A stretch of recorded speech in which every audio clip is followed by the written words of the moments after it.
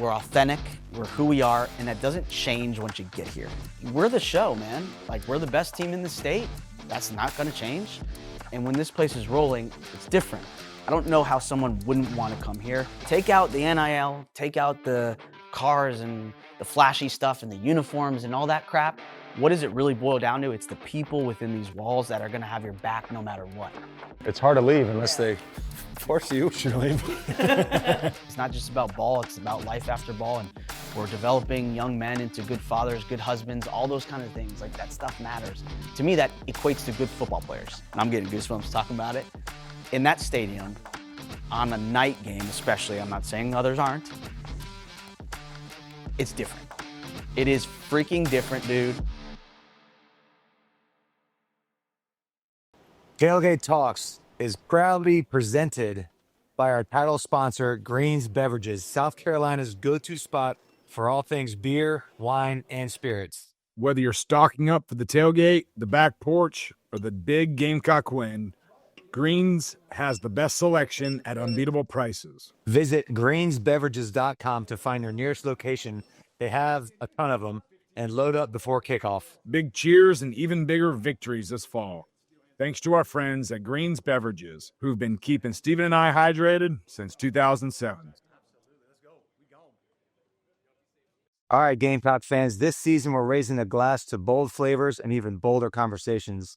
Tailgate Talks is fueled by Bullet Bourbon, the official bourbon of backyard grills, pregame huddles, and postgame victory toast. Whether you're sipping it neat or mixing up Gamecock-style old-fashioned, Bullet's smooth finish keeps the tailgate vibes rolling. So pour one, press play, and let's talk some football. Bullet Bourbon, Frontier Whiskey for Gamecock Nation. All right. Well, we're sitting here, tailgaters, undefeated so far this year, sitting at a whopping 1-0 after a big win versus Virginia Tech. What'd you think of the game, Steve? That was pretty good, man. It started off pretty hot. Kind of struggled there for a little bit, but as it always is, man, Beamer ball came in and kind of saved the day a little bit with that punt return. That was pretty electric. I mean, we were talking about it in our group text. Yeah, I mean, we know it. It's hard to win in this league just in general, college football just in general. So to walk away from Atlanta, neutral playing ground against a good opponent, Virginia Tech, I thought was a lot better than I thought they were going to be, especially Oh, absolutely. defensively. Yeah, their D line played freaking lights out, man. They were doing some different schemes. I mean, they played pretty damn well. Yeah. Better than I thought. I mean, we did still cover though. Yeah, but I mean that kind of goes into. I think a lot of people don't realize what goes into like the opening play calls and how many times you script them, and when things are on script versus off script. It was pretty fun to see the first drive and just like bang, bang, bang, bang. Oh, absolutely. And you saw we got a fullback number 44 with a freaking Yeah, cowboy collar on. I haven't seen one of those since Nam. yeah. Mo Brown is a madman. He's about 6'4", so yeah, I'm not sure how many people he's going to get under. I guess with that neck brace, he's forced to get under people because pad levels like that. But no, it was good to see it, and I think like Lenore's played well when he needed to. Played really good that first drive. Kind of mediocre second quarter, third quarter, and then fourth quarter when nut cutting time happened, he really stepped up and made Lenore's type plays. Yep. We kind of knew that Nick Harbor was going to have a better year after being involved in football all year this year. So watching him go for about 100 yards, should have been 2 touchdowns, but really only 1. And still, that whole thing is just baffling to me. I don't know what your opinion is on that. I'm still just, I don't know. Well, when I was like when I was watching the Clemson game on the Clemson LSU game on Saturday night, and I saw that catch that got overturned, and then I saw Nick's, and I was like, "There's no freaking way. If the LSU catch got overturned, then there's no way Nick stands," which is shitty because both of them were catches. I 100% agree. But at least we're seeing progress with his play, and obviously it's only going to get better and better the more time and more reps he gets with Lenoris and everybody else. But like defensively, man, like Clayton White has these dudes playing. Oh, they were flying around, dude. Absolutely flying around. I'll tell you what, I'll give credit to Virginia Tech's receiving core. They make Those some guys were plays. making some freaking hell of catches. Yeah. Yeah, I mean, between Fred Johnson, who out of nowhere, 10 tackles, kind of flew around sideline to sideline. Brandon Cisse, who had an incredible game. He's played a bunch of football. He was a transfer in. I thought Goodwine in the middle, 44, caused a lot of disruption. Was in Virginia Tech's backfield like all freaking day. No doubt. And you could tell their quarterback Drones he was keeping an eye on him for sure, as well as, obviously Dylan Stewart. So yeah, I mean that was pretty overall pretty damn good game for everybody week one against Yeah, a pretty damn good team. yeah. I mean, we had some explosive runs. I mean, I would say there were times where the run game didn't get going, but then we popped a few, which was nice. Had over 125 yards rushing. Um, just a solid stat line. Nothing crazy, but we won where we needed to win. Um, and leaving Atlanta, Mercedes-Benz, especially in an emotional game for Coach Beamer, right? I mean, obviously he Oh, coached absolutely. there, grew up in Blacksburg with his dad. So I know that win meant a lot more. Did you see Lenore's give Frank I the game did. ball? That was awesome. That was That was, really cool. that was so cool.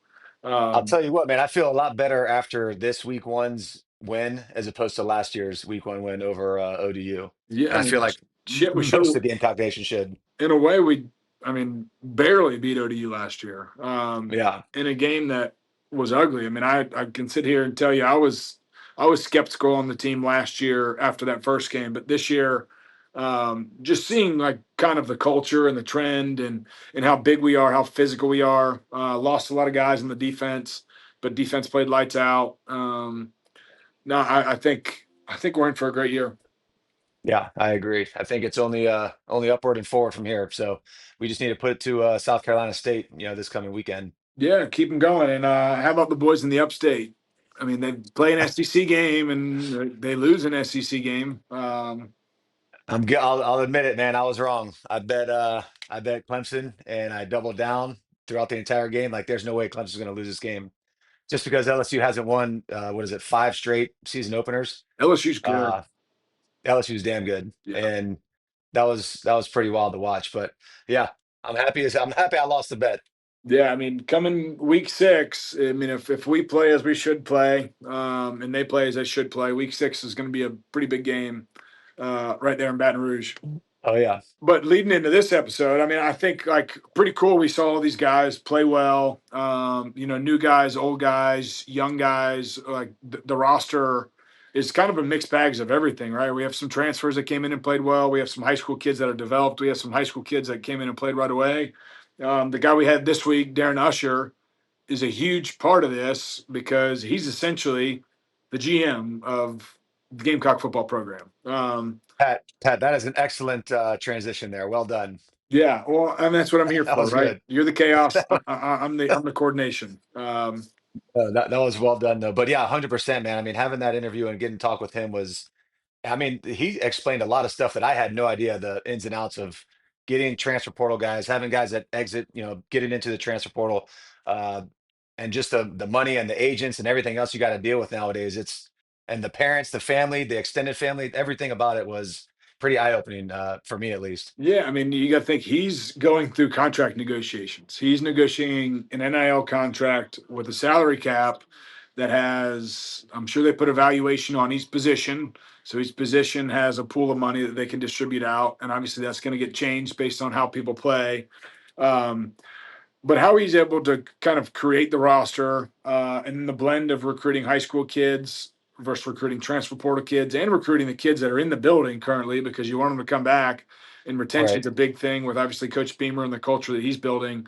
Um, it's pretty impressive what he's done and what the whole staff has done because I mean I think he has 10 to 12 guys just in the recruiting staff that work under him. And obviously, he's working hand in hand with all the position coaches, the coordinators, the head coach. And it's like it's a fine tuned machine that they have going right now. Oh, absolutely. And you can tell just talking with him on the interview, man, in person, he is adamant. He loves what he does. He loves the job. He loves the numbers. He loves not he loves the off the field stuff. Probably more so than he does the on the field stuff. And it takes a different duck to to be like that. Well, yeah. And he talked a lot about like being genuine and being real throughout the whole process. And that's the whole like welcome home family mantra that kind of Carolina's built. Like we're getting high school kids 4 or 5 stars that probably wouldn't have came here 4 or 5 years ago, kind of because of the culture that's being built in the recruiting process. And like you said, making sure doing your homework, right? I mean, if this Yep. kid's coming on a visit, who's coming with him? Why are they coming with him? What do these parents want? What does grandma want? What does brother or sister want? Like, you're kind of having to recruit the entire family when it comes to college football nowadays. And they're, I mean, Jessica Jackson, who's been stellar here for a long time, is a huge part of that as well.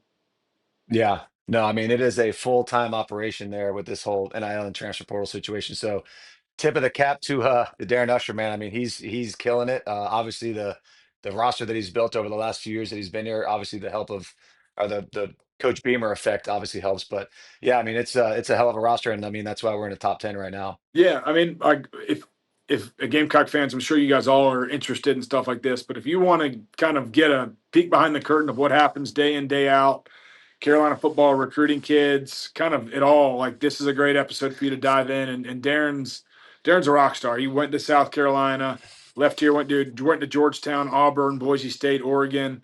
He's kind of been there, done that, seen it SEC, Pac-12, all over the place. So he's very insightful and kind of gave us probably a lot of A lot of information. information. Yeah, He that gave us a ton of information. it is very insightful on how they're able to execute on what they're doing. I just hope the one piece of information that he shared with us is that it actually comes to fruition that he gives us some sort of kickback for our time without NIL money. Yeah, I'm not holding my breath. That's for No, damn sure. shit, no, Uh, shit, no. I ain't hold my breath.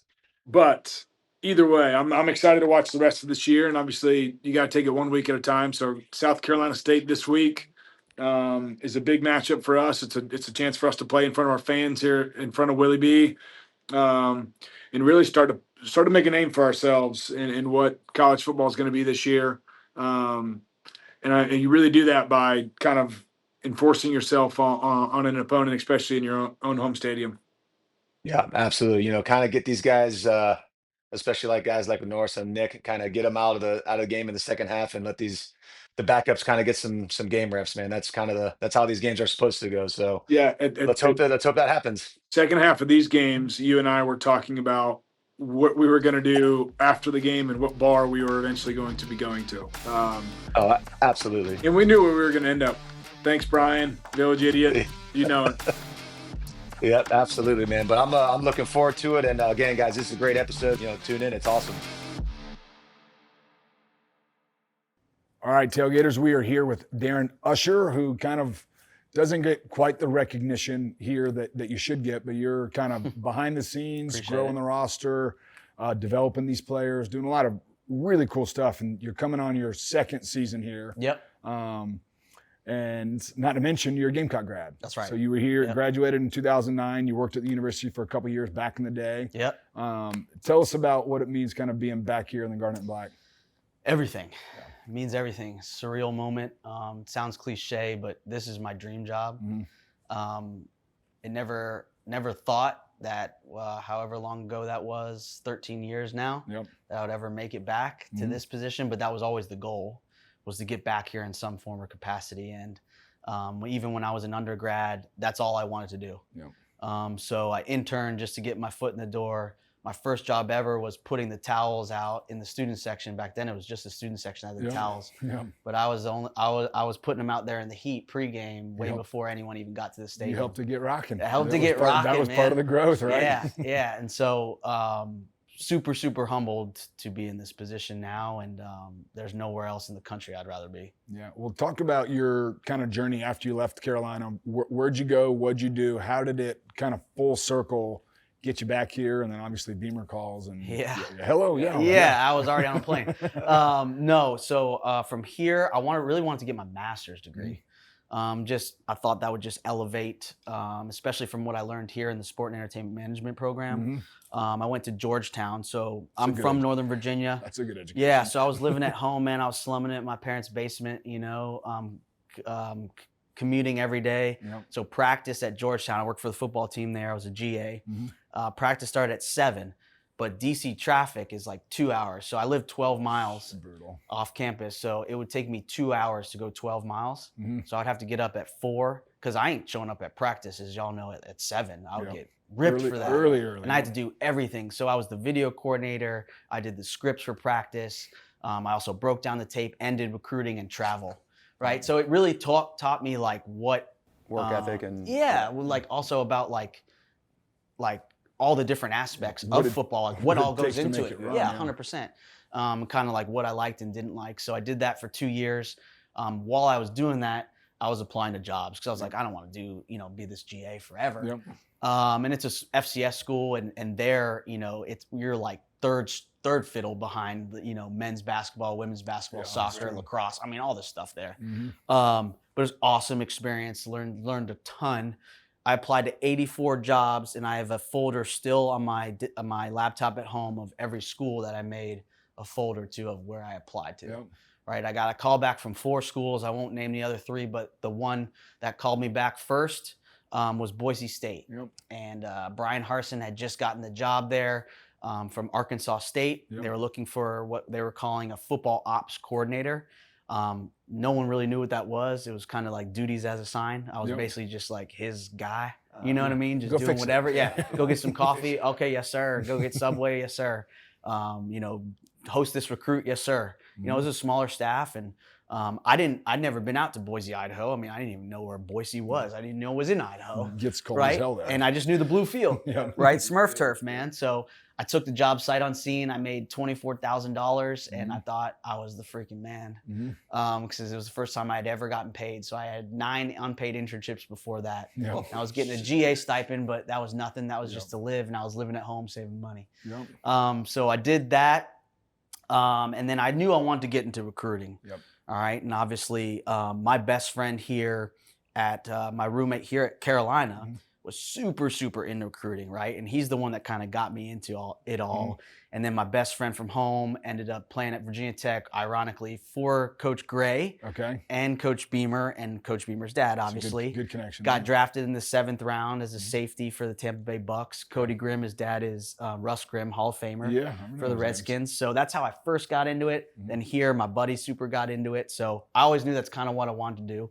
Obviously, not the tallest guy in the world, so I never got a chance to play at the next level. But I'm like, how can I make an impact still? I love 100%. this stuff. We talk a lot about defining moments when it comes to football. One choice can change the entire outcome of a game or season. Moments that seem small often make a substantial impact in the long run, and that is true in all facets of life. Like whom you choose to bank with? Picking the right bank can make a huge difference in finding success. That's why you need to elevate your financial game with Founders Federal Credit Union. Their rates are always competitive, and they've got trusted financial tools that help keep your financial goals on track. Don't forget their service to their membership and community is unrivaled. Get in the game today. Swing by a Founders office near you or visit foundersfcu.com to apply for membership. Founders is federally insured by the NCUA. Membership qualification is required. Looking for the perfect spot to unwind? Steelhead Brewing in Casey has you covered. Whether you're craving a refreshing craft beer or just a great time with friends and family, Steel Hands has it all. With a variety of craft beers, spacious outdoor beer gardens, and a delicious food menu, there's something for everyone. Plus, join them for free live music every Thursday through Sunday. Visit steelhandsbrewing.com to see their lineup of upcoming events or host your own. Handforce and Casey and voted Best Local Brewery again this year. Go visit steelhandsbrewing.com. Hey Gamecocks, at Granger Rowings, style starts with you. From custom fits to emerging brands, they offer a curated selection of women's and men's clothing for work, weekends, and every moment in between. Their stylists take the time to understand your lifestyle, then help you build a wardrobe that fits your needs and feels like you. Shop in store, downtown on Main Street and Trenton Plaza, or book a fitting online at grangerowings.com. Granger Owings, where personal style meets personal service. So I did that Boise. I helped our recruiting coordinator out any chance I could get, right? Anything. I'll go pick kids up from the airport. I'll go do whatever. That individual left to take a job in the NFL with the Bucks. Yep. After 2 years, Coach Harsin felt good enough to elevate me into that director of recruiting role. I was in that role for 6 years, so 8 total seasons at Boise State. We won 79 games. I think only lost 7 games at home. We had the best home record in all of college football at the time. Was Kellen the quarterback? Kellen had already left, but he came back all the time. But I mean, you talk about all the greats, countless guys came through there that are still in the league now, and that's where I really learned how to develop talent, because we weren't getting all the 5-star guys. We were getting the no-name guys that no one wanted, and we say no stone left unturned. That's how I learned how to evaluate. You really got to watch the tape. Like we used to say, our eyes, our ears, right? So what we saw and what we heard about a kid, and then how we can develop them. And we did that really well, and we got the opportunity to go to Auburn after that. Which was awesome to be in this conference again. All right. And it was awesome.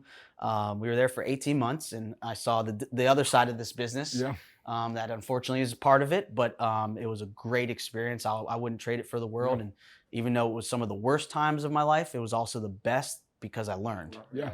Right. Well, they say if you don't lose, you learn. Right. 100%. So like life can be great at times and then pits and valleys, but eventually, as long as you're continuing to learn and grow and get better in different facets of life. 100%. And when we were at Boise, I mean, the standard was winning the conference every year, and we wake up and won the conference. And you still have to work, but you know what I mean? Right. And so I got to Auburn, and we weren't winning. Not as easy in this conference. That's right. And then I'm like, okay, this humbled me a little bit. I got a slice of humble pie. Took about 6 months off. Got the opportunity to go up to Oregon to work with Dan Lanning, which was life-changing, eye-opening and life-changing. To date was the best recruiter and person I had ever been around. Just so happened to be the head coach. There's a reason they're still successful up there. 100%. And so I got to learn from another head coach. I had only been with one, right? So to see how someone else did things and how he operated and led and recruited and all that, which was amazing. We had an amazing season. Got to the Pac-12 championship game. Unfortunately, we lost to Michael Penix in Washington, who played in the national championship. So it wasn't, so it wasn't a bad team. We had a great team too. Learned a lot there. After the season, Chip Kelly called. Got the opportunity to be the general manager at UCLA. When Chip Kelly calls, you go. Everybody answers. And Coach Lanning was like, "You need to take this job. It's Chip Kelly." So I took that. Unfortunately, about 3 weeks into it, he got the opportunity to be a coordinator at Ohio State with Coach Day, who played for him at New Hampshire. Wow. Right. So it was a job in which it wasn't some random thing, and he felt really bad about it. But it was like, Coach, I'm good. So I get it. I gave it about 2 weeks. I didn't want to be a quitter. That's not how I was raised. Just wasn't a good fit, with the newer staff. And Coach Lanning kept recruiting me to come back, and he said, "Come on back." So I hopped on a plane, flew back to Eugene, was there for spring ball in the summer. And then Coach Beamer called Coach Lanning that a spot had opened up because they worked together at Georgia. And he said, "Well, I happen to have a guy who was an alum." And he was like, "What?" And then we started talking, connected, and we found out we had a bunch of connections to Northern Virginia and all that, and the rest is history. And I'm sure glad he called him. That's wild. That's a hell of a story. Yeah, it's cool, man. It's humbling. Yeah. You know what I'm saying? It's humbling. I feel like you kind of fit Beamer's mold too, because he's been several places and he's learned from several different people and kind of been different conferences and different coordinators and different head coaches. And you kind of, in a way, you have to steal how some people do things and then put your own flavor, put your own identity on it. And he's done that here. I mean, when I was here on staff with him, all these characteristics and how we win games, that's all stuff that plan to win goes to that is from other places, but a couple of them are changed because I want my true identity. I want my guys to really adapt and love doing these things. Yeah, and I always say you take things from every place you've been, the good and the bad, right? And you put them in the framework in which we do things here. And it was such a culture fit. It wasn't an interview when we were talking. At first it was, but then we talked for a couple hours. And then that's when I knew, okay, this is going really well. I didn't know he was going to offer me the job, but I thought it went well, and we just talked. And his culture and the values that aligned with this place are what I believe in. And I truly believe in that, right? And I also saw how special this place was when I was a student here. And I think he could sense that. And he was here when I was a student here as a coach. So we understood, and y'all understand that better than anybody. But it was different. And when this place is rolling, it's different, right? And I just wanted to be, I just wanted to be. I know what this place did when y'all were rolling and had it rolling. What it just did for me, right? And what it did for not only me but everyone around me, the student body. As a student here, and I'll never forget those experiences. And I just want to be a small part of bringing it back to that place which we are. Yeah. Right? Which I mean, it's definitely trending that direction. No question. I mean, this is a football town. I mean, Yeah. the better the football team plays, the better the restaurants are. In No doubt. Columbia. No doubt. It's everyone. It kind of We supports tell the economy recruits here. that, too. like, we're the show, man. Like, we're the best team in the state. That's not going to change. Yep. And Right. yeah, It's damn we good. run this. Say it again. Yeah, Keep on the back. we run the state, and there is no professional team here.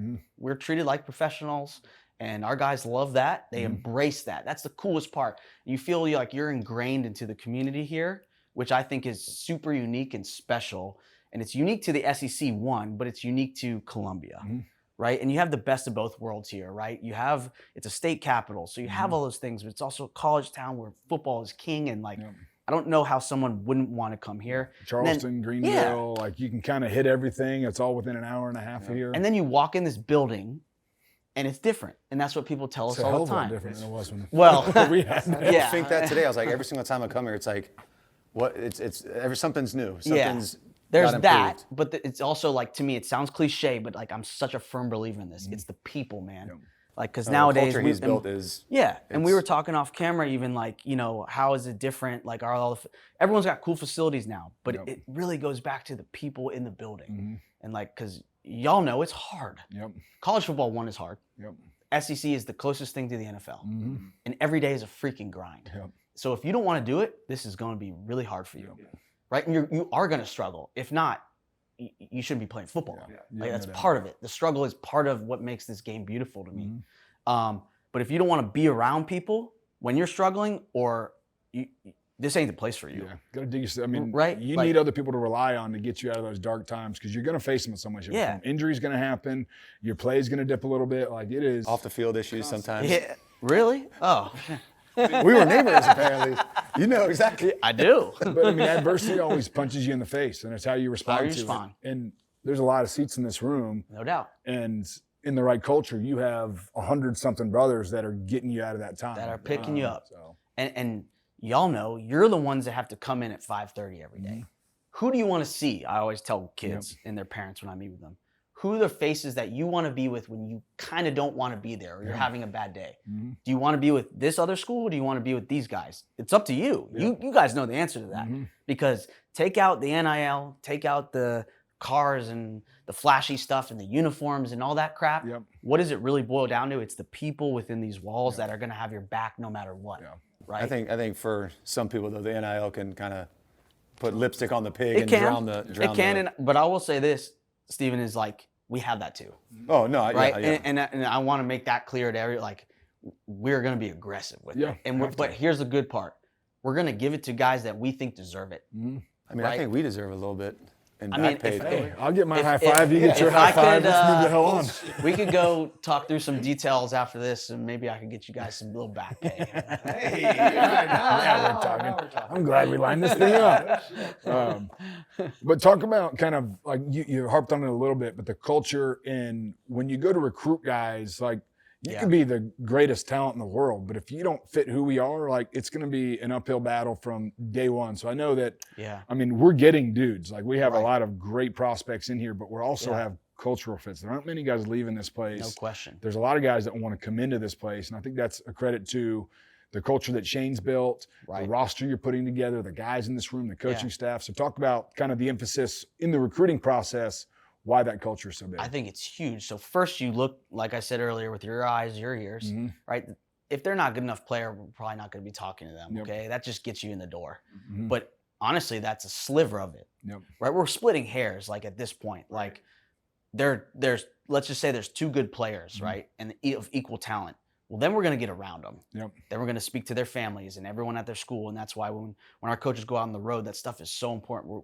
It sounds cliche and you hear about this all the time. Yeah, we do talk to your janitor. Yeah, we do talk to your principal. Yeah, we do talk to the lunch lady. Like that stuff matters. 100%. We're going to be dealing with them in the building. We want good people in this building. And then now especially we're going to compensate you for that. So now it's an investment into you now, right? How are you going to handle that? Okay. Also, are you going to be a good teammate? Because to me, and y'all know this better than anybody, because I did not play here, right? But the locker room to me is everything. And It's it's sacred. sacred. It's sacred, yeah. It's sacred. Talk And about it all the time. That's yeah. like the one thing that I miss more than anything else is just that locker Those are the room. times you Oh, remember, right? 100%. Absolutely. Like, and to me, like I like that weighs heavy on me because it's part of my responsibility to make sure that we're bringing the right dudes, not that just fit like what we're going to do on the field or what coach wants, you know, in a person, which is important. Yep. But are you all downstairs in the locker room going to like this person? I mean, it Right? takes one bad apple to kind of fuel No the doubt. fire. And, No doubt. And you I've know, been places where it's like that, unfortunately. That's why we involve our guys so much in the recruiting process. Yep. All right. And they're the ones that are hosting them. They're going out and we get their feedback on Sundays of official visits. And sometimes they'll be like, Coach, yeah, he ain't a fit. He ain't one of us. And no questions asked. I don't care how good he is. Yeah. All right, see you. Yep. Because if one of our guys comes to me like that or Coach Beamer like that, we have to trust them. Oh, absolutely. And we trust our guys 1,000%. And if you don't have that, you don't have anything. 100%. Right? And so there's that piece. And there's also how we are around them, right? How they are with us, right? So I'll always kind of just hang in the background. I'm always listening, man. I say I'm an evaluator of talent, but I'm an evaluator of people. Yep. Right? So like your mannerisms, how you treat your mother on a visit if she's in your life, right? Yep. How do you treat people that are the ones that drove you 3 hours up here to an unofficial visit and took their Saturday, right? Yep. So you could get recruited. How are you treating them? Right? I may be standing far away, but I'm watching you. Yeah. Do you I go see get them a everything. water? Do you go get them a plate of food for them? Like that stuff goes such a long ways, man. And it's talked about in the NFL, right? They- through the scouting process, but Yeah. it's not as much at this level. They just showed something with TJ Sanders about that. He had his 100%. mom up for Oh, that's his right. kind of draft Yep. video, and he took her plate and he threw her stuff away. And like, you never know who's watching. Camera was on. Never him, know and they who's were like- watching, man. And and I heard a saying a long time ago, "Soldiers always on parade." Yep. You know what I mean? And that's we're always watching with our current guys too, and try to teach them good habits because it's not just about ball; it's about life after ball. And Yep. we're developing young men into good fathers, good husbands, all those kind of things. Like that stuff matters. To me, that equates to good football players. Yep. It all matters. Like the casual fan might not realize that, but it all matters. It's a huge part of our process. So after a guy visits, we'll all go in our staff room. And here's what I love about Coach Beamer, because I've been in places where he'll just ask the position coach or the coordinators. And, you know, those are the hot shot guys in the room. You're kind of sitting there like, I know something, but I'm afraid to say it. He'll literally go around the table. Does anyone have anything to say? They encounter anything about this guy. And it could be a GA, an analyst, anyone. Nutritionist. It doesn't matter. Yeah. Larry and equipment, like if they, you know, treated him poorly when they were putting on the uniform, like I want to know. Yeah. And we'll go around the room and talk. And we have moved on from guys before because of negative reports of that. Wow. And you got to be okay with that. Yeah. Right? You got to be okay with the perception on the outside that, oh, why didn't they get this guy? Like, it doesn't really bother me. Yep. I just care about if we're all aligned in this building on who we're getting. Yeah. Right? So we're getting the right guys that fit but are also talented as well. Yeah. That helps. That helps. Tailgate Talks is powered by Lanier and Burroughs, South Carolina's premier accident attorneys. If you've been in a truck wreck, car crash, slip and fall, or suffered injury on the job, these guys have the experience to fight for the compensation you deserve. Founding partner Louis Lanier has been battling for South Carolina since 1974, and Shane Burroughs brings over 15 years of top-rated trial experience. Best part? They're Gamecocks, and they offer a free initial consultation and will come to you. Give them a call at 803-268-9800 or visit landblawfirm.com. Lanier and Burroughs, fierce advocates, local roots, proven results. Home Team Barbecue is fired up to take care of your tailgate and watch party needs this season. Home Team is known for its smoked meats, creative daily specials, and twists on Southern Classic. Smoked wings, ribs, pulled pork sliders, barbecue nachos, or classic sides like mac and cheese and collard greens are the perfect feast to fuel your game day. Round up your friends and give Home Team Catering a shout at catering@hometeambarbecue.com or head to 5 Points for a frozen game changer cocktail and barbecue snacks to celebrate the next Gamecocks big win. Visit hometeambarbecue.com to check out the menu. Tailgate Talks is brought to you by JCQ Farms, a proud South Carolina family farm rooted in tradition and built on quality. Whether it's their premium beef, farm fresh produce, or their signature smoked meats, JCQ Farms brings the taste of the South straight to your table. Perfect for your next tailgate, backyard barbecue, or family dinner. Remember, always support your American farms because they are drying out each day. Support local, eat better, and stock up for the season. JCQ Farms, where quality meets Carolina pride. Gamecock Nation, it's time to elevate your outdoor space. Palm Casual Outdoor Furniture, Gamecock owned and operated, has you covered with locations all across South Carolina. Whether you're poolside, tailgating, or watching the Gamecocks dominate in your backyard, Palm Casual has the perfect setup for you. Visit them online at palmcasual.com and gear up for a fall filled with Gamecock victories. Cheers to a winning season from the DeMarco back porch, proudly furnished by Palm Casual. I mean, the difference now in high school recruiting versus portal recruiting. Yeah. Like, talk into that a little bit and the different dynamic of it and how you guys kind of weigh those battles. Yeah, and I think our philosophy changes. It's fluid. It's not stationary every year. You need to be able to adapt, right, to your roster, right? So my mind, if y'all saw you've been in my office, I have 2 boards in there. I have what next year's team looks like, and I have what 2 years' teams looks like, and 3, I guess, and our current team. I'm not so much worried about our current team because that's set in stone. I can't change that now. We've practice number 2 is going on right now. Like, that's set. I can't change that. No one's coming in. It's not like in the NFL where you can go get a guy. Bring somebody in week 4. Or someone gets injured, boom, guy's in there before that guy's even out of the building, right? I'm worried about next year and who we're getting and who we're losing, who we're potentially losing, who might want to leave and things like that. I need to forecast that. I need my brain's always thinking 2 years ahead. So that 50,000-foot view, so to speak, of what the program and the roster looks like. And even 2 years like after that. Like, so I'll be on you before you know. and nowadays, like with high school, I want to sign like 15 to 20 really talented guys that want to be Gamecocks. All right. There's something to be said about guys that want to be here. No doubt. Okay. The ones that, NIL is important. I'm never going to hate on the guy for that. Now you can't. If you're doing that, you're behind the times, man. But if that's the only thing you're asking us about and the only thing you care about, this probably is not the right place for you. Right? Now, are we going to reward you for your loyalty and wanting to be here? Absolutely. But if that's the first thing out of your mouth, that's a red flag. That's a red flag. And trust me, they've earned it. These guys deserve it. All right. If y'all were in their shoes, I'm sure y'all would want it too. Right. But it wouldn't dominate the conversation. 100%. Right. And so we're going to do it, but I want to find the right guys. So about 15 to 20 high school guys. Okay. Then I want us to be able to supplement our roster with the portal. All right. So if we know, this is a hypothetical. This doesn't apply to our team. We're losing 5 D linemen, which we know is going to be massive. All right. You can't rely on 5 freshmen in this conference. Maybe you can get away with that in another conference like the ACC. Okay. Love it. Bang. Little jabs. Yeah. But we can't do that here. This is a line of scrimmage league, as y'all know. Like, I don't want to even put those guys in that position because they're going to get crushed. Right. So let's get some really good dudes that are developed. And if one of them ends up playing as a true freshman, awesome.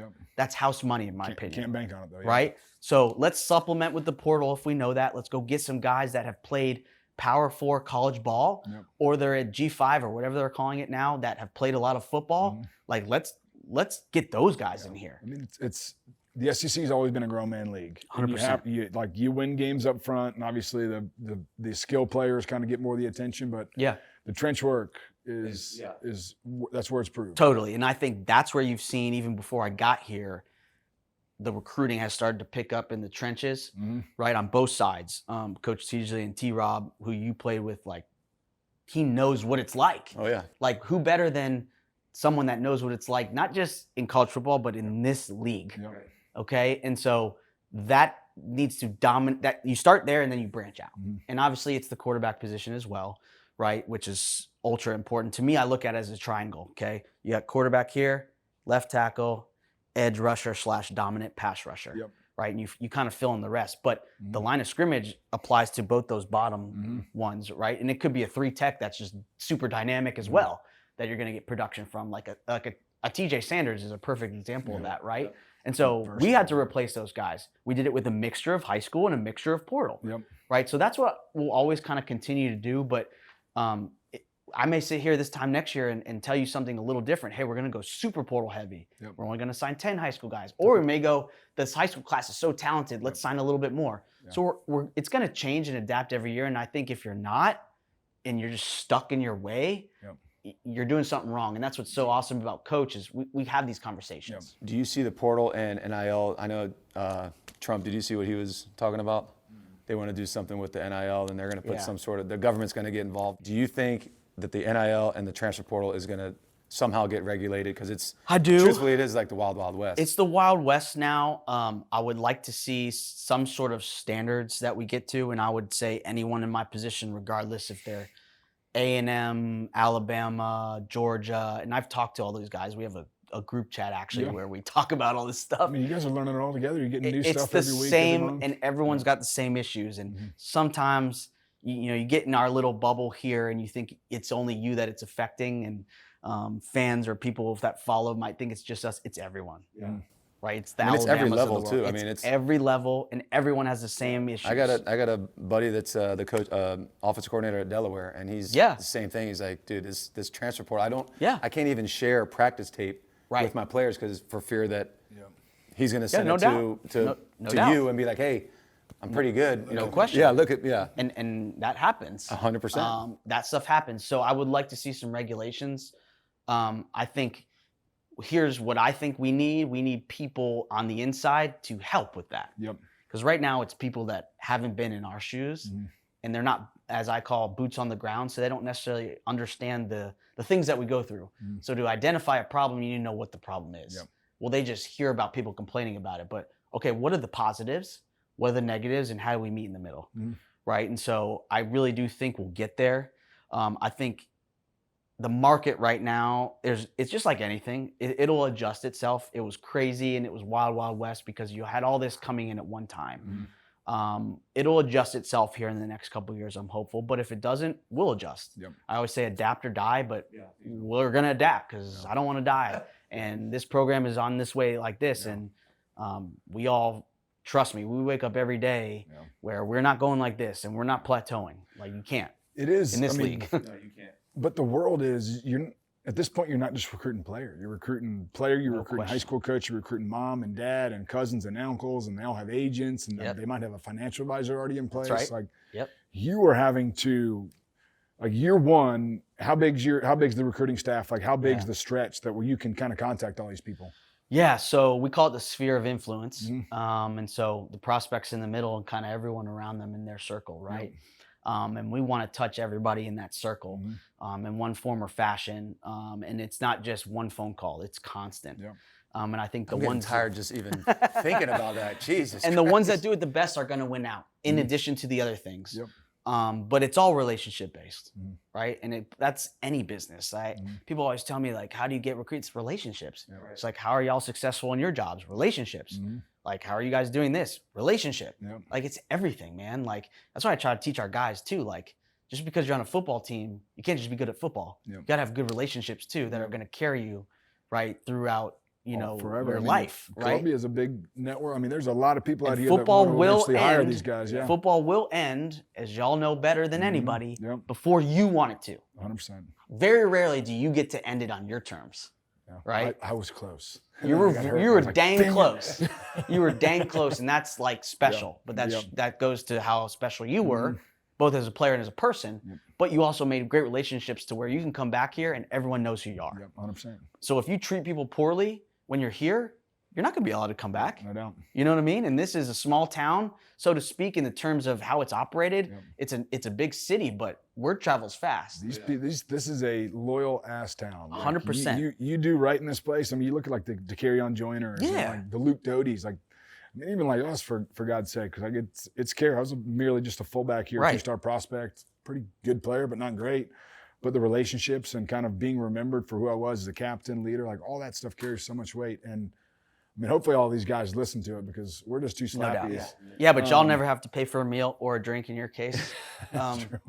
Ever again. Never have. I remember I used to be at Village Idiot. Bellagio, and this guy would be behind the bar. Yep. Been there a couple times. A couple pictures of blue. But back to the sphere of influence, right? Now you've got agents involved. That's what I focus more on, and I've got such a great staff of people that work with us, recruiting assistants, and they each have a position. I call them like a caddy in golf, right? They're helping that position coach. They're the caddy. Whatever they need, they've got that certain club. Is it my 9-iron? All right, it's time for the 9-iron. Like whatever we need to do with that kid, they're doing that. They're contacting. They're hosting them, right? So that's one person. There's the position coach. You got the coordinators, right? Whoever area coach it is. We're still area recruiting. A lot of people aren't. But to me, it's about relationships, and especially in this state, which we need to dominate, right? And now North Carolina, we look at that as home too, especially Charlotte, okay? To me, that Charlotte's in the state of South Carolina. That's how I look at it. We need to get kids from Charlotte, all right? And especially with our success in Rock Hill, which you guys play with all of dudes. Dudes, right? And that's what I remember. Like when I was here, like so we're getting there. We need to get it back to that. Like I remember literally the day that JD committed, because I was in the Floyd building as an intern. It was on Valentine's Day, and he picked us over that other school in the state in Alabama, and the building erupted. And I remember how that made me feel, and then the impact it had on this place. I'll never forget that. Lit it on fire. And obviously with Marcus and then Stefan and all those guys, right? So literally when Coach Beamer, on my interview, right, recall it, he said, what would be one of the first things you would do if you got this job? I said, make sure that no kid that's from the state of South Carolina leaves the state of South Carolina that wants to be a Gamecock. Okay? And you're not going to get everybody, but we need to recruit them like we want them here. And we've done a phenomenal job of that, in my opinion.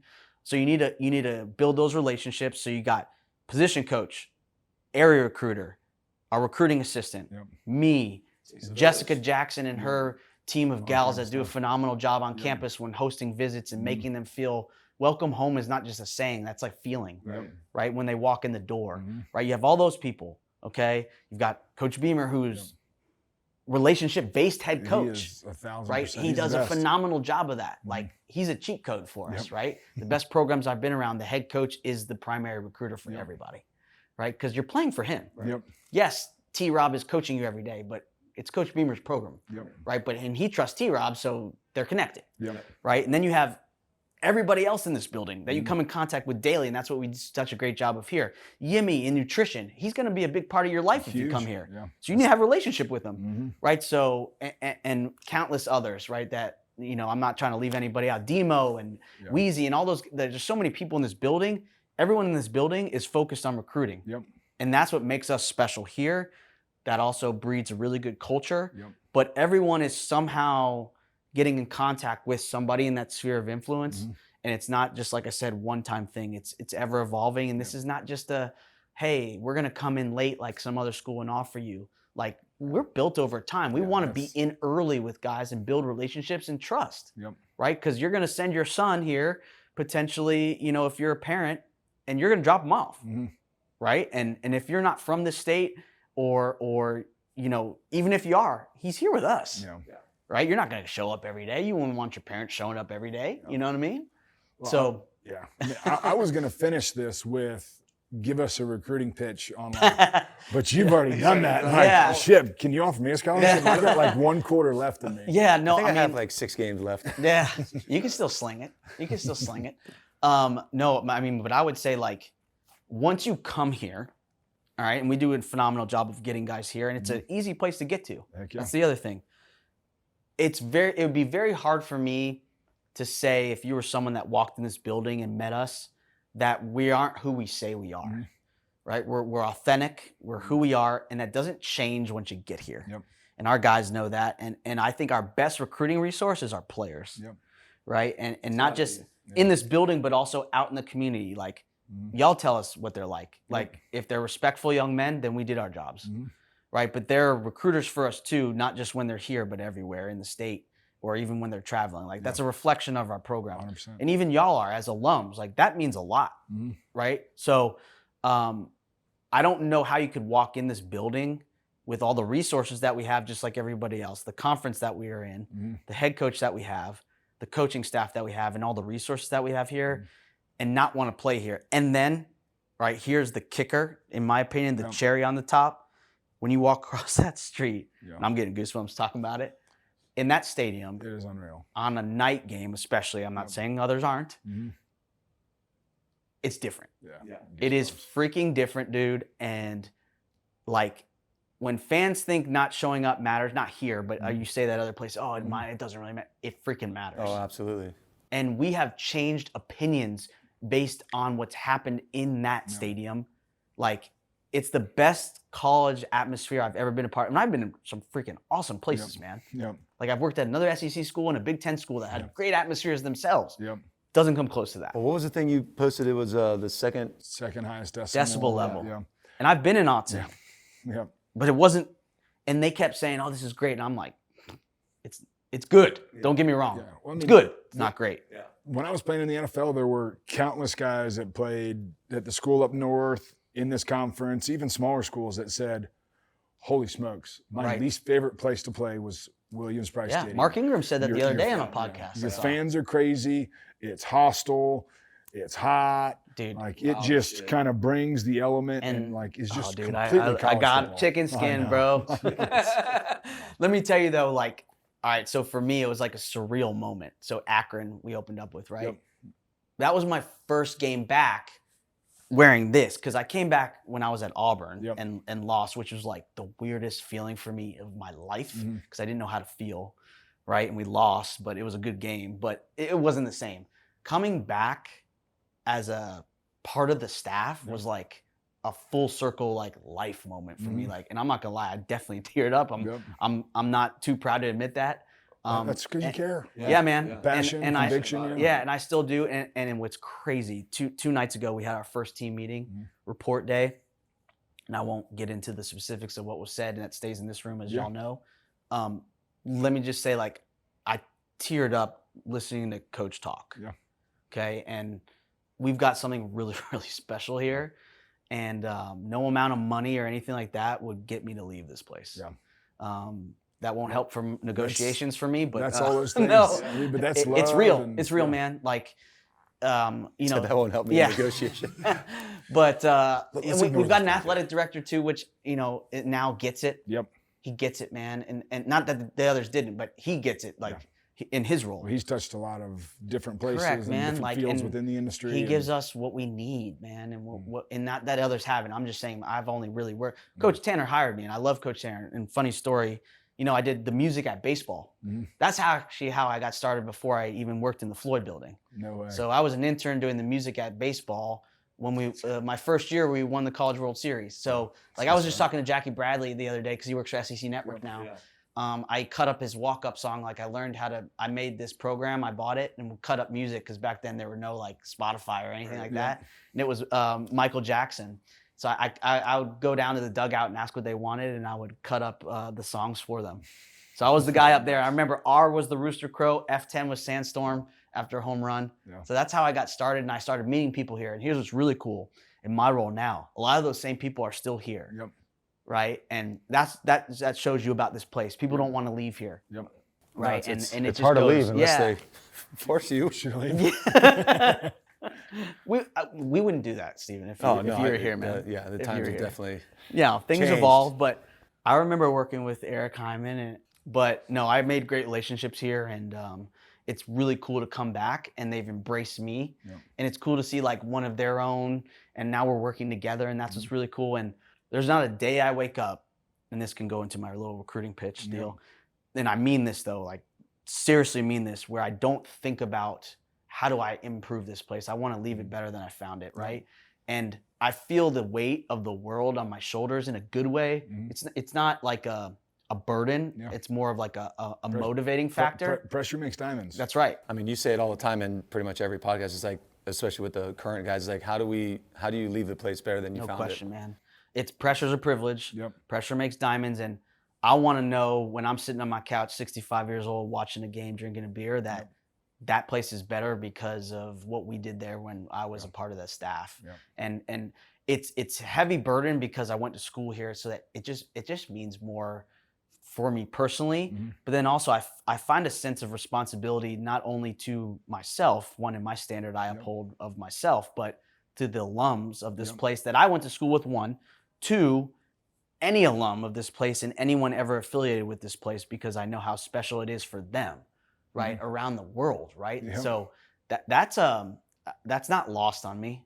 in this role. You know what I'm saying? I think that's important to recognize it, and it's not a burden. It's a motivating factor, right? And seriously, that gets me up out of bed every day. There's not a day I don't think about that. But it also goes back to the type of young men we bring in. I want someone on the outside that's in Maine, that's an alum, to be like, that kid's a really good kid they brought in. I feel his passion on the field. I feel who he is. Yeah. I think we're right at 4 weeks out from first game. That's right. 28 days. We got a clock right here in the team room. 4 weeks out, 28 days, and I think you've put together a really cool roster. Yeah, man. We have a great staff. The culture's great. I'm really excited to see.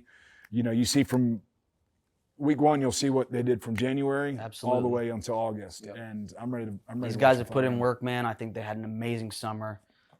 Before we go, like our strength and conditioning program, they're elite, studs. Yeah, I literally call them, and you probably heard me on other. They're a cheat code, dude. Yep. Along with our nutrition program, they're one and the same. And they're synced up. Yep. Right, and that is just. It's massive, and I won't get into all what we did because it is our cheat code. Yeah. The whole thing seems synced up, to be honest. I mean, from everyone's you, aligned. From Coach Beamer, from the nutrition. I mean, everything is flowing. That's culture, man. Yeah. Alignment equals culture. I mean, we're all like this every single day. It's not just a thing you say on Fridays before the game. Right. Yeah. 3 years ago, when I came and watched the practice, we did not pass the eye test. We were just out there. Yeah. We passed the eye test. Yeah, it looks good. Like not even an SEC roster. It looks like an NFL roster, and that's huge tribute to you and everybody in this building putting the work in. Appreciate you. Takes a village for sure. Yeah. Excited to watch one guy. Yeah, appreciate it, guys. Excited to watch Yeah, absolutely. Appreciate y'all, man. Yep. Appreciate it.